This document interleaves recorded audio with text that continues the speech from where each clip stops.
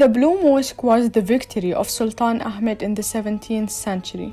He tried to remind the Turks of the greatness of their rule after they had lost to the Persians in the 1600s.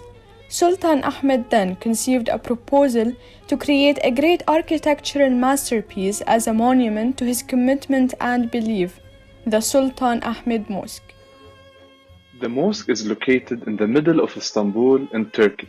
This is where Europe and Asia, Christianity and Islam meet together. It is built by the great Muslim minds, including the Ottoman architects Mimar Sinan and Sedefkar Mehmed Agha. The mosque is considered to be one of the last classical Ottoman structures and is distinguished by its architectural decorative elements inside and outside the mosque. While people know it as the Blue Mosque, its real name is Sultan Ahmed Mosque. Yet, why is that? What is the story behind the 6 minarets? What makes the mosque's carpet special? Why can't we find figurative art inside the mosque? Countless magnificent tiles cover the interior with intricate floral and geometric motifs, and so it's named the Blue Mosque due to its blue tiles.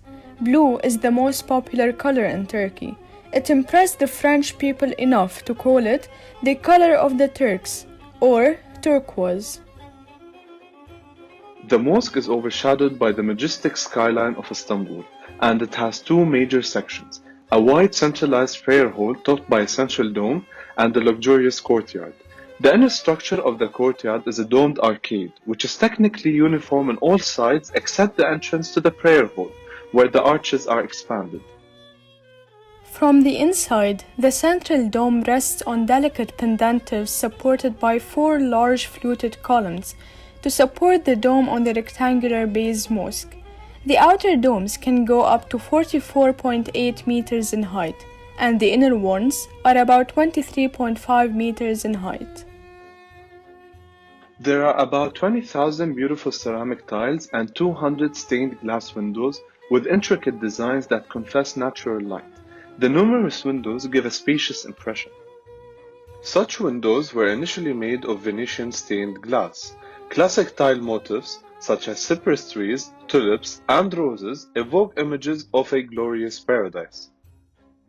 Each semi-dome has 14 windows, and the main dome has 28 windows, 4 of which are blind. The colored glass of the windows was a gift to the Sultan from the Signoria of Venice. Most of these tinted windows have been replaced by modern versions with little or no artistic merit. Like churches have bell towers, mosques have minarets. The Imam leader would climb to the top of the minaret and call the faithful to prayer. The Blue Mosque is remarkable because it's one of the only 2 mosques in Turkey with 6 pencil-shaped minarets and gold crescents on the peaks. However, it was not intended to be this way. There was a misunderstanding between the Sultan and the architects, as he told them he wants the minarets to be made of gold, and they understood it as he wants 6 minarets. This is because the words gold and 6 are so similar in Turkey. By having 6 minarets, it rivaled the Great Mosque in Mecca, the holiest in all Islam. To avoid controversies, the Sultan then paid to build a 7th minaret for the Haram Mosque in Mecca.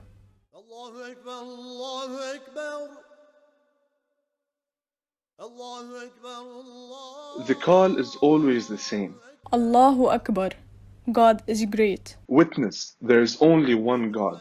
Muhammad is his prophet. Come, join the prayer. Come join the salvation.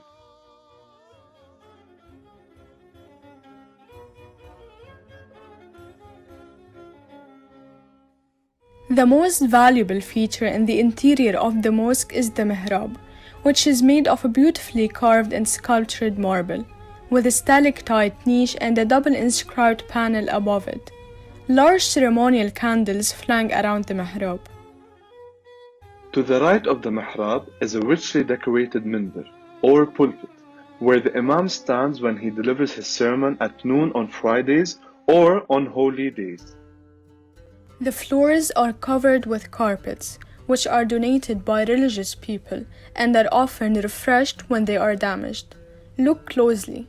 You will notice how the intricate pattern in the carpet doubles as a guide, helping the faithful align with each other for prayer. Deep inside, there is an absolute focus.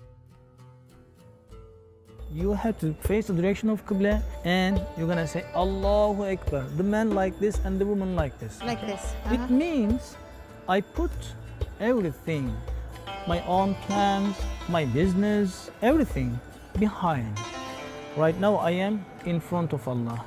I'm the consciousness. Yes. So it's called khushu.